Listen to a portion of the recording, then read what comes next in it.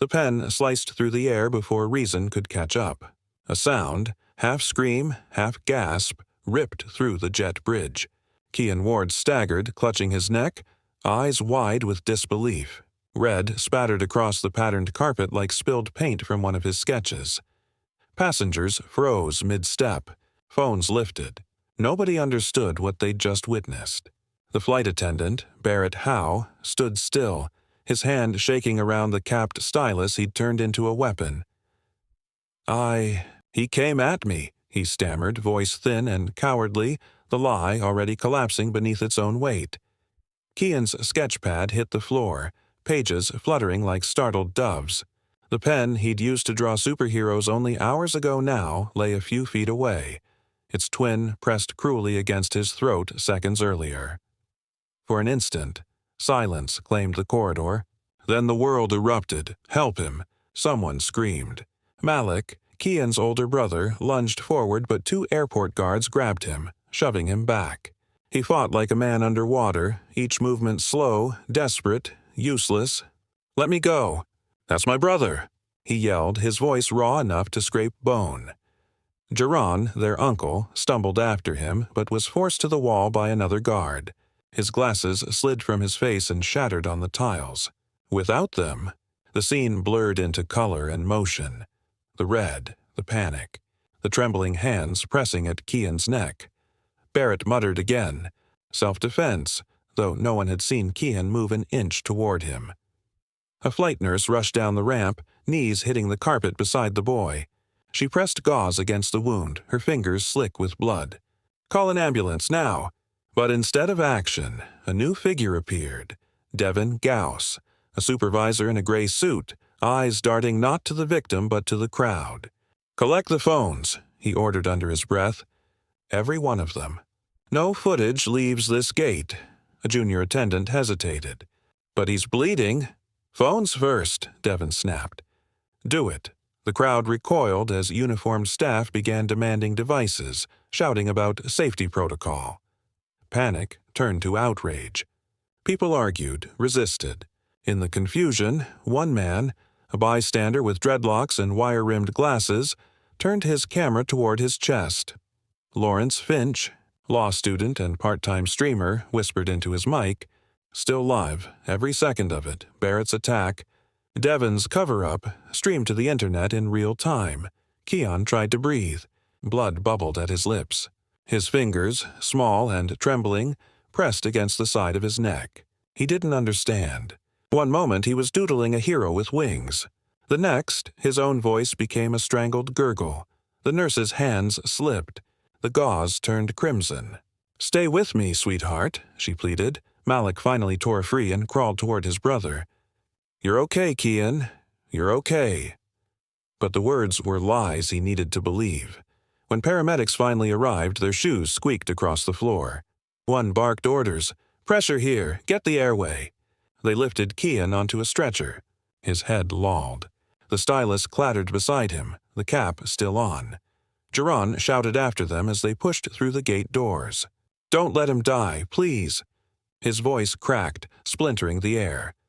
Hours later, sterile light filled the emergency room of Millbank Memorial. Machines beeped. Monitors glowed. Geron sat cuffed in a plastic chair, his clothes streaked red. A nurse whispered something to the attending officer, who finally unlatched the cuffs. "He's stable," she said softly. "But the wound was deep. We don't know yet if his vocal cords—" She trailed off. Geron closed his eyes. "Please," he murmured, "just let him live."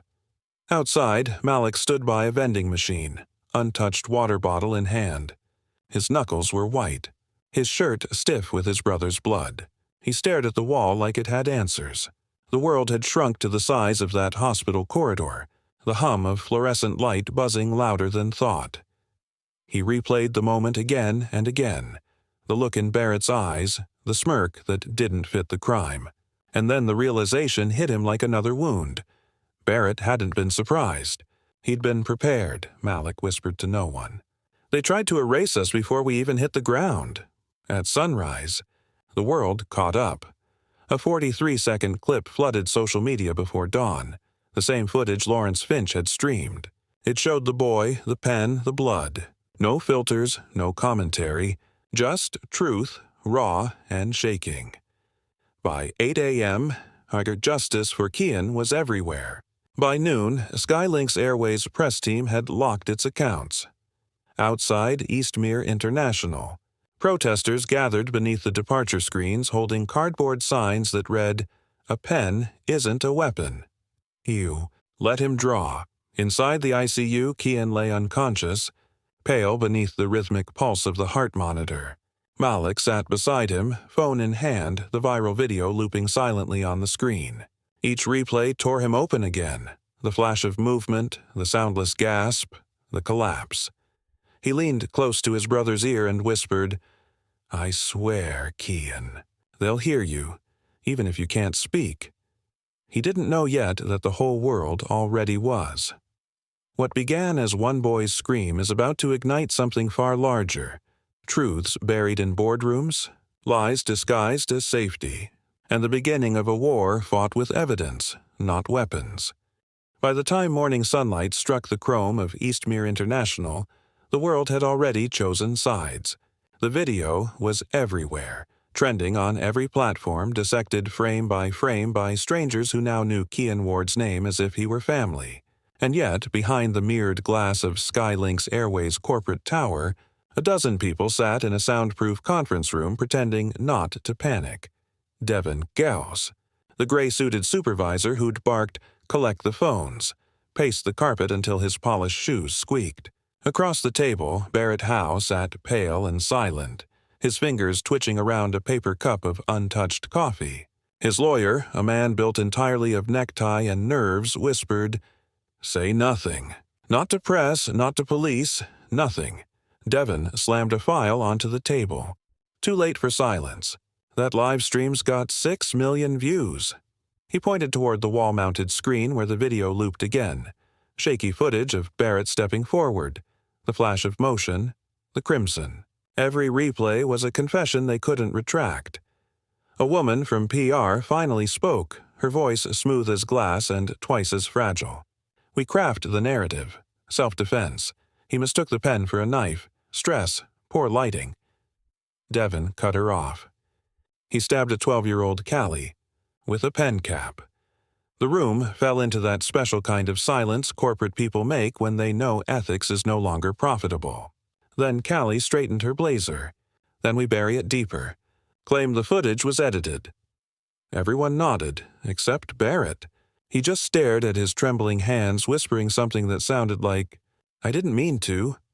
Across town, in a dim hospital room that smelled of antiseptic and rain, Malik Ward sat watching the news ticker scroll his brother's name in bright yellow font. Kian Ward, critical condition following Skylinks incident. Every repetition was a dagger dipped in disbelief. Jaron entered quietly, holding 2 coffees he'd forgotten to sweeten. His face looked carved from exhaustion. "They'll spin it," he said flatly. Malik didn't look up. "They already are." On screen, a spokesperson read from a script. "Skylinks Airways expresses deep regret for the unfortunate altercation involving one of our crew members and a passenger. Not boy, not child, just passenger." The word tasted metallic. Malik leaned forward, whispering to himself, "They're trying to erase the humanity before they erase the footage." By noon, erasure had become policy. Inside Skylinks headquarters, IT staff were ordered to audit and secure internal servers, corporate language for deleting evidence. Emails vanished. Camera backups were mysteriously corrupted. One technician, uneasy, copied everything to a private flash drive before the purge finished. His name was Ed Ramos, a systems analyst who loved puzzles more than paychecks. He slid the drive into his sock, heart hammering, and walked out for his smoke break, even though he hadn't smoked in years. Meanwhile, Lawrence Finch, the law student streamer who'd captured everything, sat in a cramped dorm room surrounded by open tabs and ringing phones. Reporters wanted interviews. Activists wanted permission to use the clip. He ignored them all and called one number instead. an old professor known for taking impossible cases, backs Langford. "Professor," Lawrence said, voice shaking, "I've got footage of an airline assaulting a kid, and they're already scrubbing it from the net." Langford's tone was calm but cold steel underneath. "Then you make 10 copies," he said. "And you don't sleep until every one of them is in a lawyer's inbox." "Whose lawyer?" "Mine." That evening, the hospital hallway filled with the low hum of reporters outside and the sharp smell of disinfectant inside. A nurse slipped into Kian's room, adjusted his IV, and whispered to Malik, "He squeezed my hand earlier. That's a good sign." For the first time in 24 hours, Malik exhaled something that almost resembled hope. He glanced at his phone. A new notification. Live, Skylink's press conference. He tapped it. Devin Gauss appeared at a podium, face slick under studio lights. "We at Skylinks are cooperating fully with authorities," he began. "Preliminary findings suggest a tragic misunderstanding involving a stylus perceived as a threat." Malik's jaw tightened. "Perceived by whom?" he hissed. The feed cut to Barrett Howe, seated behind lawyers pretending to sob into a tissue.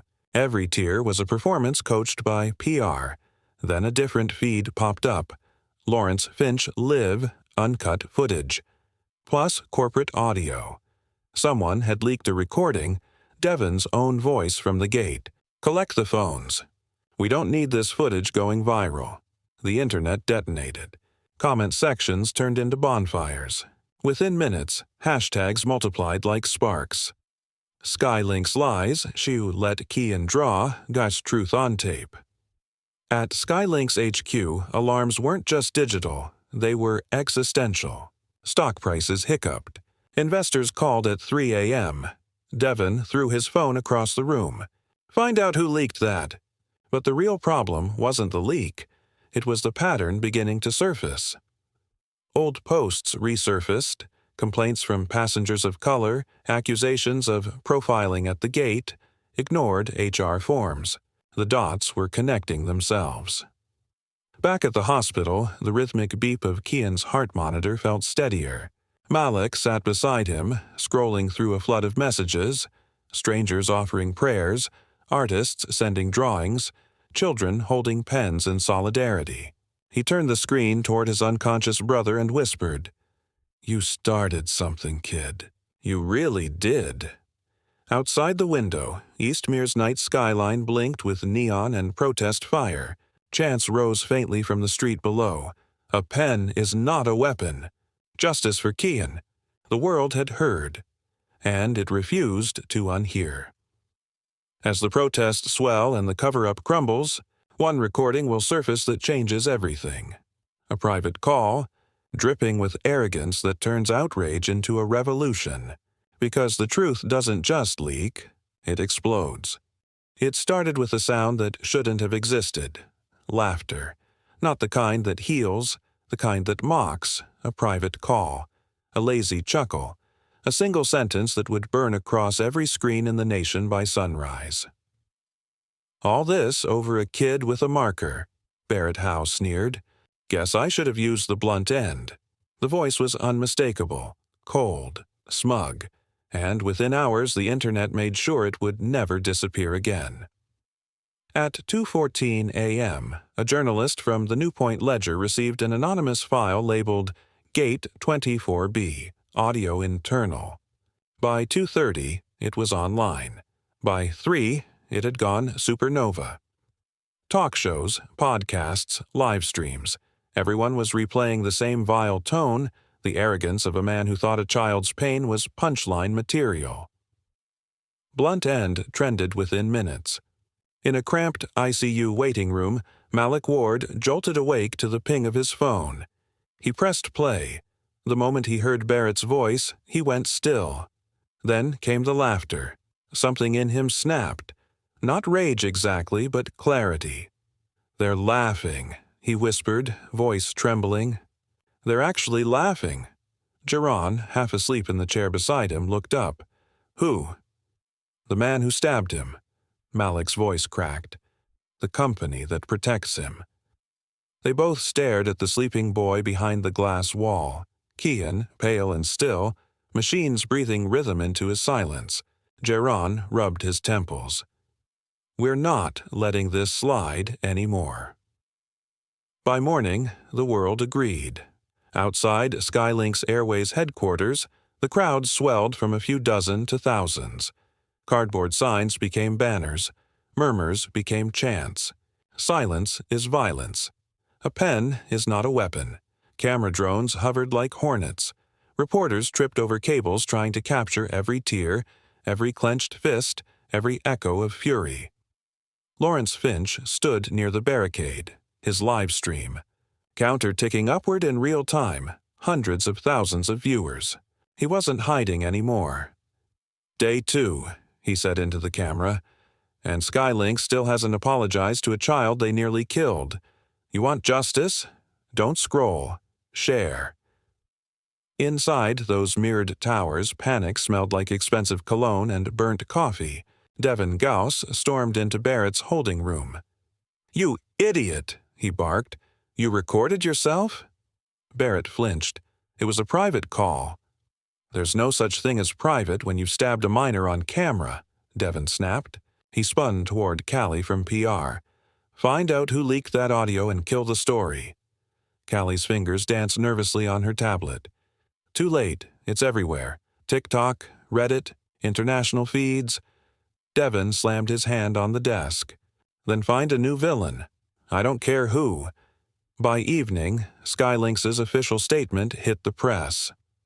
We are deeply concerned by the unauthorized release of manipulated audio intended to misrepresent our employee. Manipulated.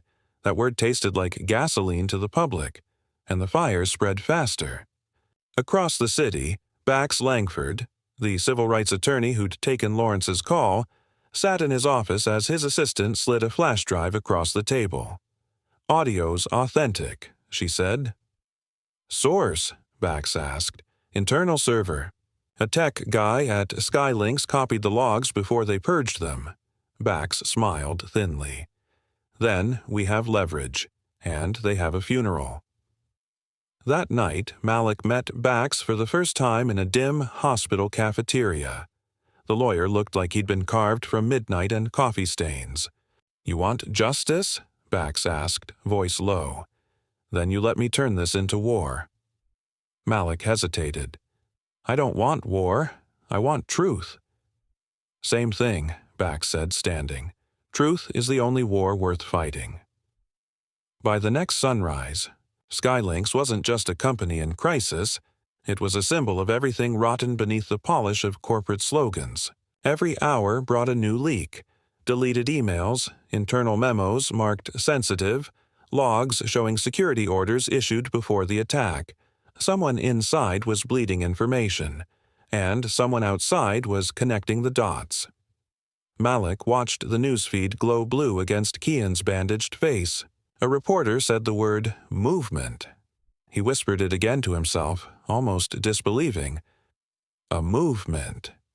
You did that, little bro. For the first time since the attack, Kian's fingers twitched in response. A small, fragile motion that felt like the world taking a breath. The audio was only the beginning, because in the shadows of a corporate giant, someone still had the receipts, and they were about to prove this was never a mistake. It was a pattern, and patterns have witnesses. Rain hammered Eastmere like it wanted to wash the city clean. Inside a narrow brick office lit by flickering fluorescents, Bax Langford spread a mountain of papers across his desk. Printouts, encrypted emails, payroll logs. Every page bled the same truth. Someone at Skylinks had known what Barrett was capable of long before Gate 24B. Malik sat opposite him, hoodie up, hands clenched. I don't get it, he said. How does a man like that keep flying after hurting people? Bax didn't look up. Because paperwork lies better than people do. He tapped a page stamped Internal Confidential. Read that line. Malik squinted. Flagged incident, verbal intimidation, passenger minor. Minor, Malik repeated. They're admitting it's a kid. Yeah, Bax said. From 18 months ago. Malik leaned back, shock turning to fury. So they knew. They always know, Bax replied. They just archive it until someone dies. Across town, inside Skylink's headquarters, Devin Gauss held a crisis call. Contain the leak, he barked into the speakerphone. Delete everything with his name. A voice crackled back, nervous. Legal's saying we can't. We can, Devin snapped. We will. Anything labeled passenger conduct or behavioral flag goes tonight. But one employee wasn't listening, Ed Ramos, the same IT analyst who'd copied Barrett's logs days earlier, now sat in a dark cubicle watching a progress bar crawl across his screen. He whispered, "Come on, come on," as the files zipped. Then, when the final ding sounded, he yanked the flash drive free and slid it into a hollowed-out stress ball. Outside, thunder boomed. Perfect cover. That evening, Bax's office door opened to reveal a soaked, jittery Ed Ramos clutching that same blue stress ball. "You don't know me," Ed blurted. "But I work in Skylink's IT and I can't sleep anymore." Bax raised an eyebrow. "Then let's make your insomnia useful." Ed cracked the stress ball open on the desk. Inside, the flash drive gleamed like a secret trying to breathe.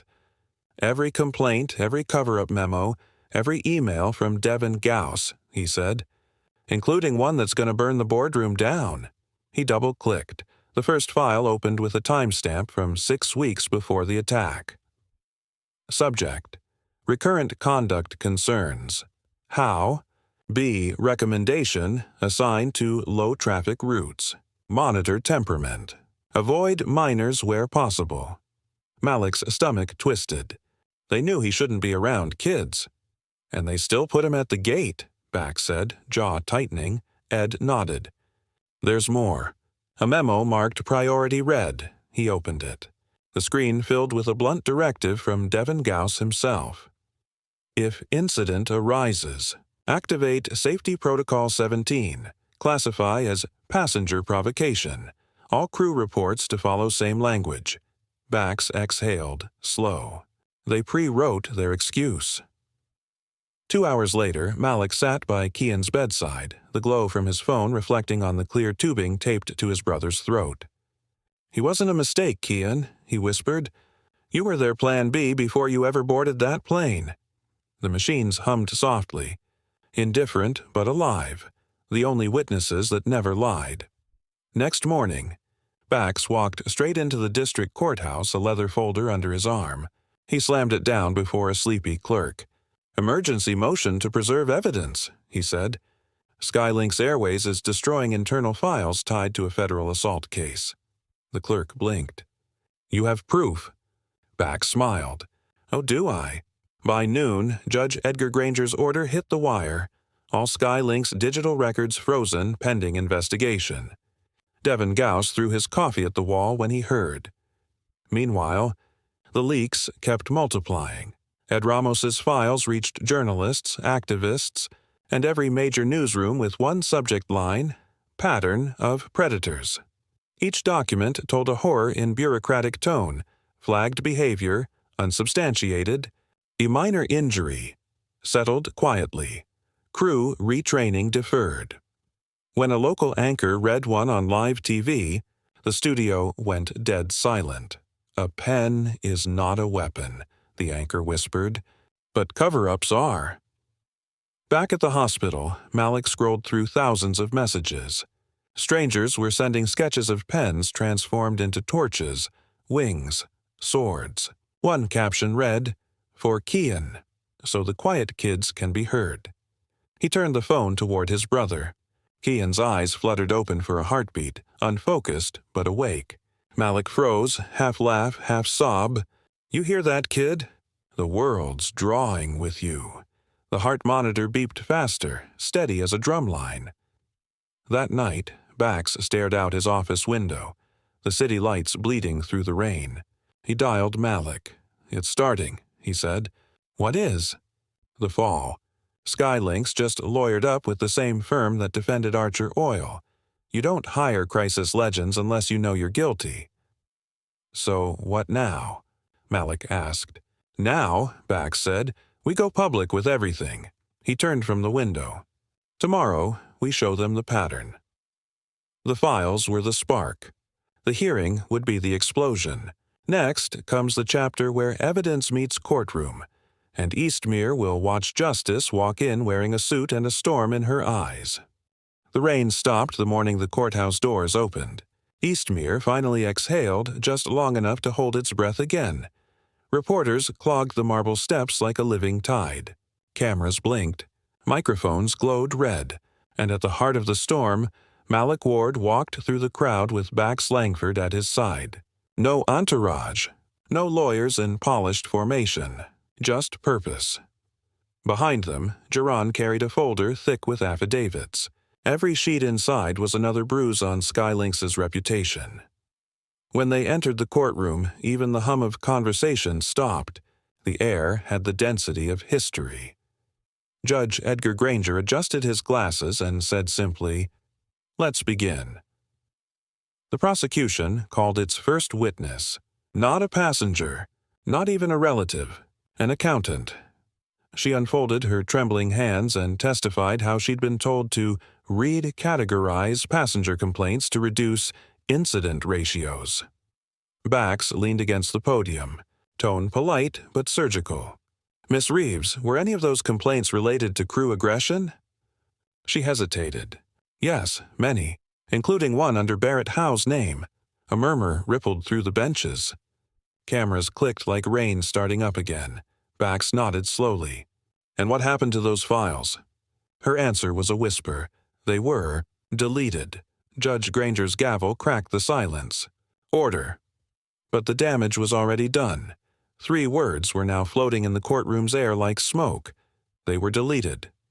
Outside, protesters roared loud enough for the sound to leak through the windows. A pen is not a weapon. The chant rose, a pulse synchronized with Kian's heartbeat 2 miles away in the ICU. Devin Gauss, sweating under the fluorescent lights, leaned toward Skylynx's lead attorney. "They can't prove intent," he muttered. The lawyer's jaw flexed. "Not yet." Then Bax dropped the hammer. He lifted a monitor onto the evidence table and clicked play. Security footage, the one Ed Ramos had risked his job to save. No sound, just the image. Barrett Howe standing at gate 24B, smirking before lunging. The jurors recoiled in synchronized disbelief. Bax let the silence breathe until it turned painful. Then, "That's not fear. That's satisfaction." Barrett's defense attorney objected, but his voice cracked halfway through. Malik sat rigid, fists balled. He wasn't looking at Barrett. He was looking at the screen freeze frame. That half-second smirk. The last thing his brother had seen before the pain. For a moment, he wanted to stand, to shout, but Bax's subtle shake of the head stopped him. This wasn't vengeance. This was precision. When Ed Ramos took the stand, the defense tried to paint him as a disgruntled employee. He smiled faintly. "If integrity counts as a grievance, then yes, I'm very disgruntled." Laughter rippled through the gallery. Brief, human, dangerous. Ed held up the printed memo from Devin Gauss. Safety, Protocol, 17. Classify all passenger conflicts as provocation. The judge leaned forward. "Mr. Ramos, can you confirm this was company policy?" "Yes, Your Honor," Ed said. "It was written to be." By midday, the courtroom felt less like law and more like revelation. Each exhibit was another nail in Skylynx's coffin: emails, HR warnings, deleted logs resurrected from backup drives. And still, Barrett sat stone still, the color draining from his face like a man watching his own obituary being drafted. Outside, networks looped the footage of Bax walking up the courthouse steps, headline blaring, "Trial of the Pen." Hashtags hit global trend. Politicians tweeted statements they didn't understand. And in a quiet hospital room, Kian's eyes opened again. A nurse gasped. Malik wasn't there to see it, but across town, the courtroom lights flickered as if the universe had just switched channels. When court adjourned, Devin Gauss tried to slip out a side door. Reporters swarmed. One shouted, Did Skylinks order the cover-up? He said nothing, but his silence was louder than any denial. Bax turned to Malik in the hallway, voice low. They can't walk this back anymore. Tomorrow we go for the jugular. Corporate liability. Malik nodded, exhausted but burning inside. Good, let's make them bleed ink. Bax almost smiled. Spoken like a ward. Tomorrow brings the second strike. Testimony from inside the company's heart. Because the real monsters don't hide behind uniforms, they hide behind signatures. And when their own memos testify, even marble walls can't muffle the truth. The second day of testimony began under a gray sky that looked tired of keeping secrets. Reporters said it felt like the weather itself was on trial. Inside the courtroom, the air was thicker than the silence that filled it. Everyone waited for the witness list to be called. Nobody expected the name that echoed through the hall. Emerson Cross, former Skylinks Human Resources Auditor. A tall man in his 40s walked forward, clutching a thin briefcase. His suit was simple, his gaze steady, but his fingers trembled slightly as he raised his right hand for the oath. Bax Langford gave him a small nod. Steady.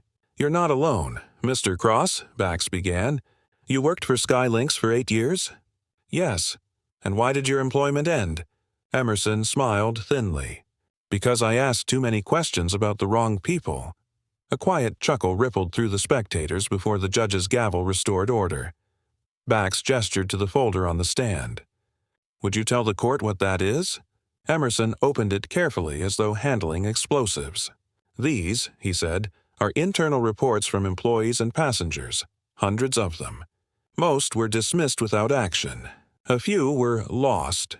He tapped one. This one's from 4 months before the incident. He cleared his throat and read aloud. Cabin attendant Barrett Howe observed engaging in hostile conduct toward a passenger. Minor male. Unprovoked verbal escalation. Supervisor recommendation, retraining, and monitoring. Case status closed. The gallery erupted. Cameras clicked, pens scratched, gasps spread like wildfire. Bax didn't raise his voice. He didn't have to. So they had warnings. Multiple, Emerson confirmed. And not just about him. The company's system auto-flagged complaints mentioning race or age as low priority. An algorithmic filter. They built bias into code. Even Judge Granger blinked at that. You're telling this court they programmed discrimination? Emerson met his eyes. Yes, Your Honor. Efficiency, they called it. Meanwhile, Barrett sat rigid at the defense table, his jaw pulsing. The calm was slipping. Devin Gauss avoided his gaze. He was too busy writing on a legal pad. Damage control written across the top like a prayer. Then Bax slid the dagger across the table. Figuratively, of course. A transcript. Your Honor, Bax said, this is an internal chat log between cabin crew members, dated the night before the attack. He read it aloud. Hope we don't get another junior hero with a marker tomorrow. Maybe check the gate early. He paused. That's Barrett Howe's name right there, the defense attorney objected, his voice cracking. Unverified chat. Metadata verified by forensic analysts, Bax cut in. Time-stamped. Company server. Your witness was planning before it even happened. A collective gasp rolled through the courtroom. Barrett's composure cracked. He leaned forward, whispering harshly to his lawyer, That's taken out of context. But his lawyer whispered back, Stop talking. Too late. Bax's voice sliced through the tension like a scalpel. Mr. Howe, would you like to tell the jury what context makes joking about assault acceptable? Barrett's lips parted, but no sound came out. Silence. The kind that tastes like guilt. Outside, the courthouse plaza had turned into a living mural. Dozens of art students gathered, sketching on poster boards, pens, styluses, and children with wings. One girl spray-painted on the pavement. He drew. They feared. Lawrence Finch live-streamed the crowd, his voice steady but burning. They called it an accident. But the evidence just proved it was a system. And systems don't stab once. They stab every day. Inside, the judge recessed the session. Reporters swarmed the hallway. Bax slipped past them with Malik and Jiran. Malik's voice was quiet but electric. "You think people believe it now?" Bax stopped mid-step. "Belief isn't enough. They have to feel it and bear it," Jiran asked. Bax's eyes darkened. "He's cracking. Tomorrow, he'll either confess or implode." That night, footage from the trial spread faster than Skylinks' PR could delete it. Clips of Emerson's testimony flooded every feed. One comment under the viral post read, "They silenced the boy, but the company screamed guilt louder than any protest." In his holding cell, Barrett sat under flickering light, staring at the floor. For the first time, he wasn't sure whether he hated the boy he'd stabbed or the reflection staring back at him. His hands shook, not from regret, but from the realization that he'd never been special to them. He was a pawn. The system would bury him, too. He whispered, "You used me." But the concrete walls didn't answer. Tomorrow brings the breaking point. The trial will no longer be about a boy and a pen. It'll be about a nation forced to look in the mirror. And when Kian finally speaks, even without a voice, the world will stop breathing. The final day of the hearing began with sunlight for the first time in weeks. A thin beam slipped through the courthouse skylight and landed directly on the plaintiff's table, right where Malik Ward sat. He glanced at it, almost afraid to move, as if light itself had chosen a side. Behind him, Jiran clasped his hands tight, whispering a prayer that had become second nature. "Let the truth speak louder than anger." The courtroom was full to capacity. Journalists, activists, airline execs pretending to look remorseful, and ordinary people who'd skipped work just to see justice breathe. Judge Granger took his seat. "Proceed." Bax Langford stood. He didn't carry papers this time. No notes, no exhibits. Just a single black tablet resting in his palm. "Your Honor," he said quietly, "the plaintiff requests to submit one final statement. From the victim himself." The defense objected. "Your Honor, the boy cannot testify." Granger cut him off. "He can be heard, counsel. Proceed." Bax nodded toward the back of the courtroom. The doors opened, and Kian Ward entered. He was smaller than people expected. Fragile, pale, his throat bandaged, moving in a wheelchair that hummed softly across the marble floor. But every camera in the room leaned forward, because even without speaking, his presence demanded silence. Malik followed beside him, hand on the handle, eyes straight ahead. When they reached the center, Kian stopped. His tablet's screen flickered to life, the text-to-speech device glowing blue. Bax placed the mic near it and stepped back. The voice that came next wasn't human, not really. It was mechanical, tinny, almost fragile. But the words carried more weight than any sound in that room ever had. "He saw me. He decided I didn't belong. So he tried to erase me." The robotic tone couldn't hide the pain between syllables. Kian's eyes stayed fixed on Barrett the entire time. "But I'm still here. And so are you." The words echoed, bouncing between walls. Hearts and headlines waiting to be written. Barrett looked down. For the first time, he didn't look angry. He looked afraid. Judge Granger swallowed hard. He wasn't the kind of man who cried, but his glasses fogged just enough to betray him. Malik leaned closer to his brother, whispering, "You did it." When the playback ended, nobody spoke for almost a full minute.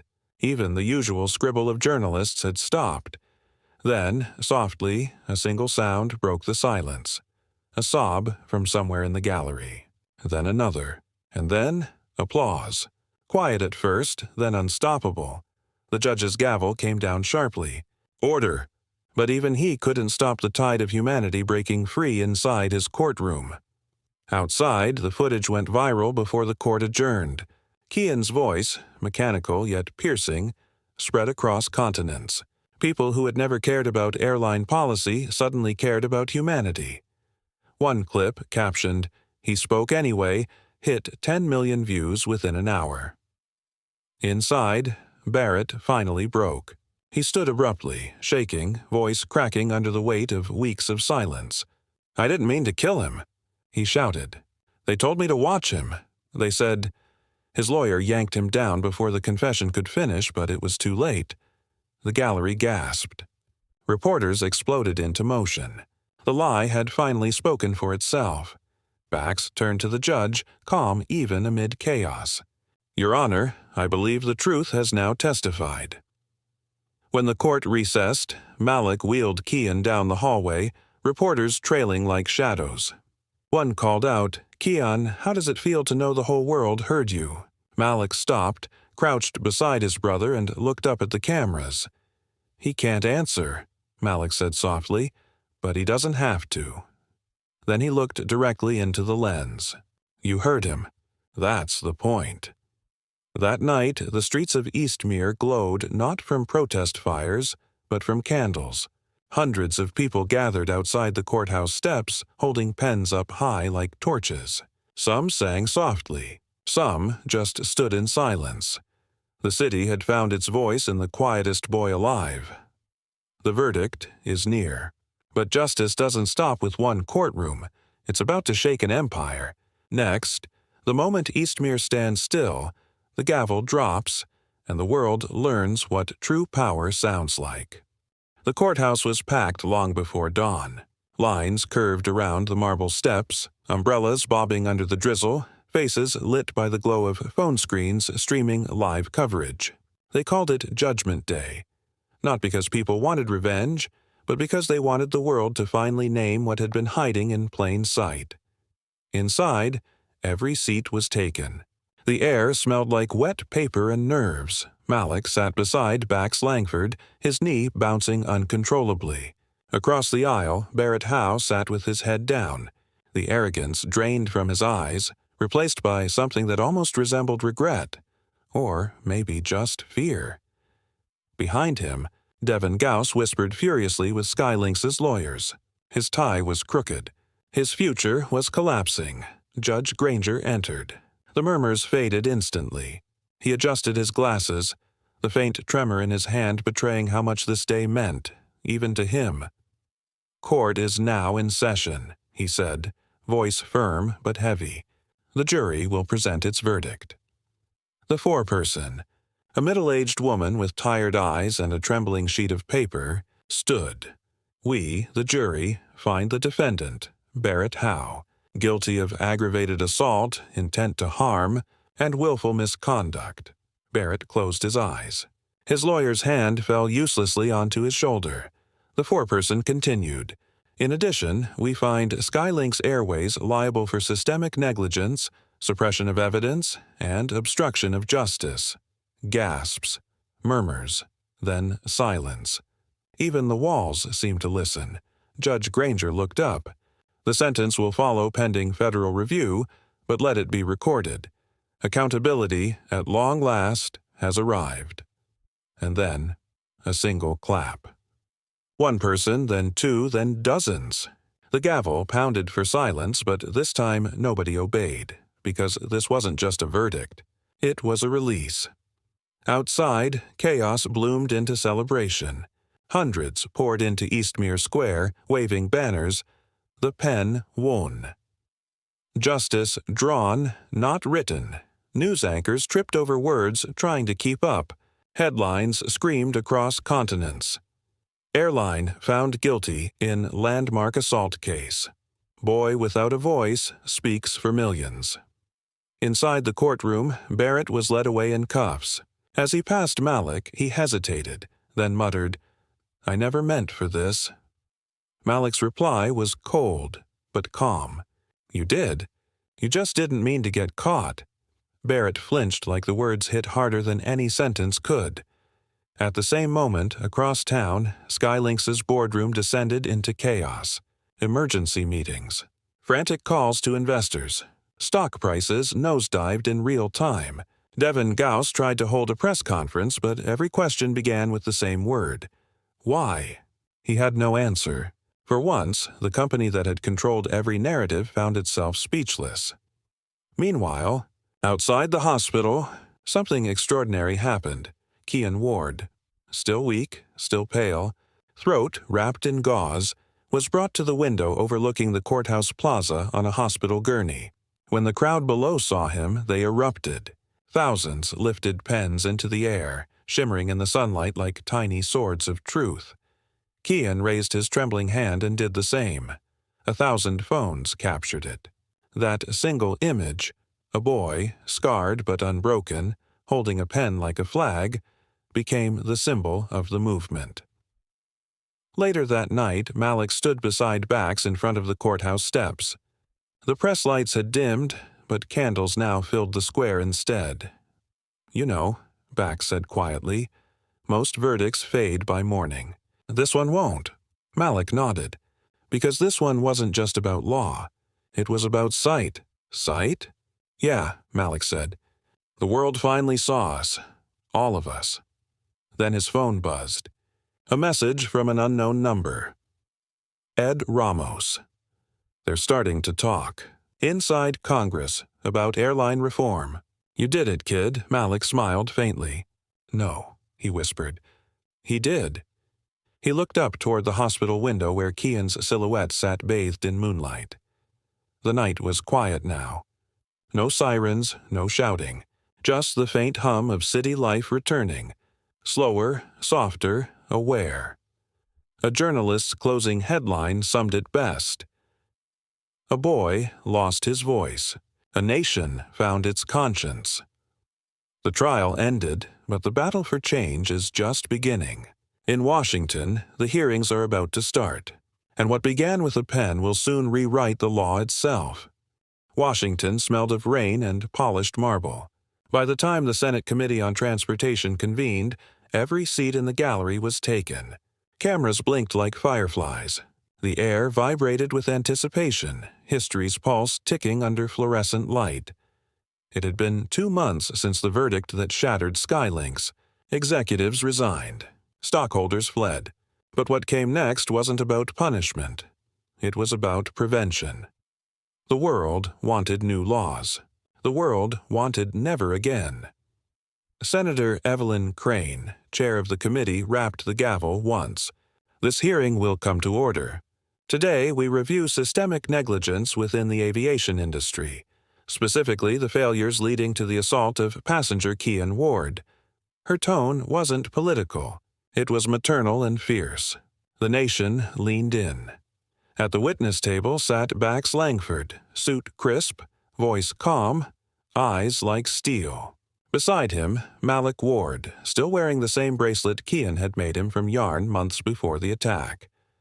On the far end sat Devin Gauss, face gaunt, his lawyer whispering reminders to stay composed. "Mr. Goss," Senator Crane began, "did Skylinks use policy language to deflect accountability from employees to passengers?" Devin adjusted his tie, throat dry. "That's a mischaracterization." Bax leaned forward. "Then explain the directive marked Safety Protocol 17. Gasps fluttered through the gallery. The phrase had become infamous. Devin hesitated. It was internal shorthand for incident mitigation. Crane's eyebrow arched. "Mitigation by erasure?" He said nothing. Then it was Malik's turn. He didn't have a speechwriter. He didn't need one. He placed a single photo on the table. Kian smiling, holding his sketchbook. "My brother thought airports were magic," he began softly. "Places where everyone came and went chasing dreams. He thought flight attendants were heroes. They were the first people he ever drew." He paused. The microphones picked up the tremor in his voice. He never thought one would try to erase him. The chamber fell silent. Even the senators looked away. Malik continued, steady now. "This isn't about one airline. It's about what happens when power stops seeing people. When systems are built to silence, not protect. You can regulate fuel prices and safety belts all you want, but until you regulate empathy, nothing flies safely." Even the stenographer's hands shook slightly.